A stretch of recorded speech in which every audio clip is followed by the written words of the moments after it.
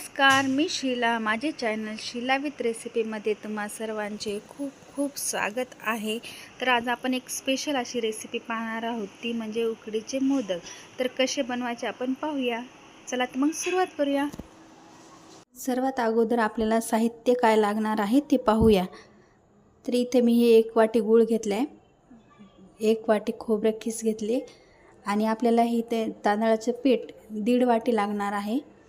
तर ह्याच वाटीनं मी आणखी अर्धा वाटी पीठ घेणार आहे. इथं विलायची पावडर घेतली, इथं खसखस घेतली आणि इथं तूप घेतलेलं आहे. तर आपण सारण करायला सुरुवात करूया. इथं आता कढई मी गरम करायला ठेवलेली आहे. कढई गरम झाली की याच्यामध्ये आपण तूप टाकून घेऊया. थोडंसं तूप टाकून घ्यायचं.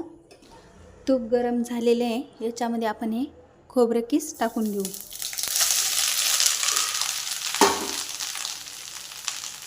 आणि याला आपण असं खालीवरी करून घेऊया. कमी गॅस करून आपल्याला हे खोबरं थोडंसं खालीवरी करून घ्यायचं. आता याच्यामध्ये आपण गूळ टाकून घेऊया. हे गूळ आहे 1 वाटी, हे पूर्ण याच्यामध्ये टाकून द्यायचं आणि हे पूर्ण असं याच्यामध्ये मिक्स करून घ्यायचं. हे बघा, अशा पद्धतीनं पूर्ण याच्यामध्ये मिक्स करून घ्यायचं. याला असं पाणी सुटायला लागते. पूर्ण हे घट्ट होईपर्यंत आपल्याला हे असं गॅसवर खालीवरी करून घ्यायचं. आता याच्यामध्ये मी थोडीशी विलायची पावडर टाकते. याला पूर्ण असं मिक्स करून घेऊ.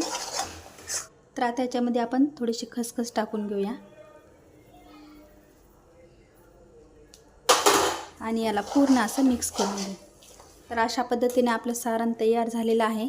तर गॅस बंद करून आपण हे सारण बाजूला ठेवूया आणि उकडीचं पीठ करायला सुरुवात करूया. तर इथं 1.5 वाटी मी पाणी घेणार आहे. 1.5 वाटी मी पाणी घेतले, कारण तांदळाचं पीठ मी इथं 1.5 वाटीच घेतलेलं आहे.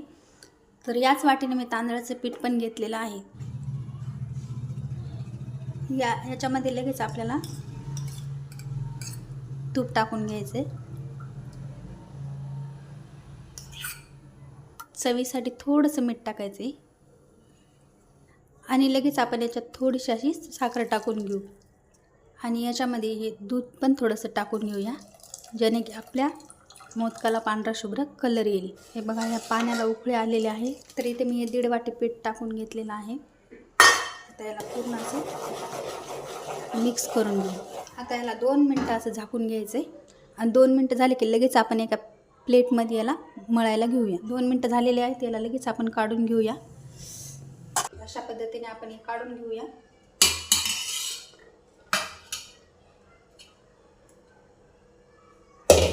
आणि याला असं वाटीच्या साहाय्याने मिक्स करून घेऊ.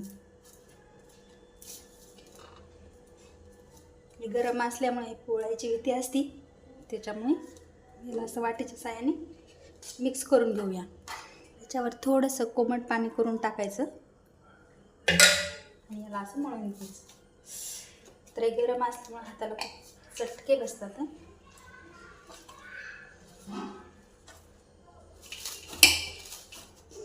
तर हे बघा, अशा पद्धतीने आता चांगलं असं मळून घ्यायचं. आपलं मळून झालेलं आहे. तर आपण मोदक करायला सुरुवात करूया. हे बघा, हे मोदकचा साचा आहे. तर याच्यामध्ये मी मोदक बनवणार आहे. पीठ आपण याच्यामध्ये टाकून घेऊया आणि याला आपण अशा पद्धतीने दाबून घेऊया. ह्याच्या पूर्ण अशा काचा आपण याला भरून घेऊया.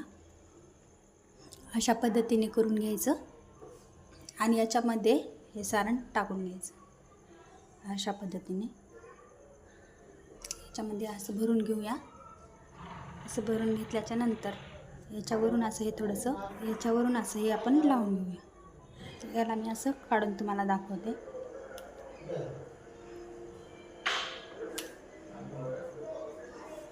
तर हे बघा, अशा पद्धतीने आपला मोदक तयार झालेला आहे.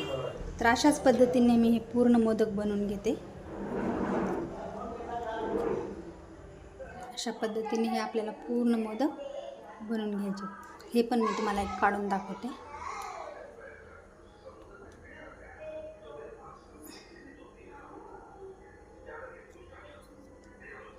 हे बघा, अशा पद्धतीने आपल्याला हे पूर्ण मोदक बनवून घ्यायचे.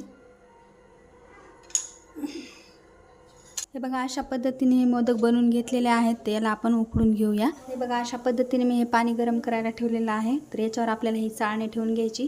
तर या चाळणीला मी तूप लावून घेते. पूर्ण चाळणीला तूप लावून घेतलेलं आहे. तर मी याच्यावर ठेवून घेते. असं आपण ठेवून घ्यायचे. आपले हे मोदक याच्यावर असे ठेवून घ्यायचे.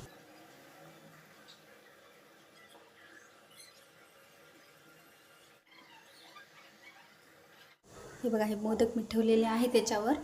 तर याच्यावर आपण पूर्ण मोदकवर केसरच्या एक एक काड्या टाकून अशा पद्धतीने आपण मोदक उकडायला याच्यावर मी प्लेट झाकून घेते.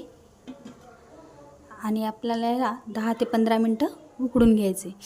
तर इथे 15 मिनटं झालेले आहेत. हे मी काढून घेते. अशा पद्धतीने याला मी काढून घेते. तर अशा पद्धतीने आपले हे मोदक तयार झालेले आहेत. तर एका प्लेटमध्ये काढून घेऊया. बघा अशा पद्धतीने आपले मोदक तयार झालेले आहेत. कसे वाटले ते मला कमेंटमध्ये नक्की सांगा.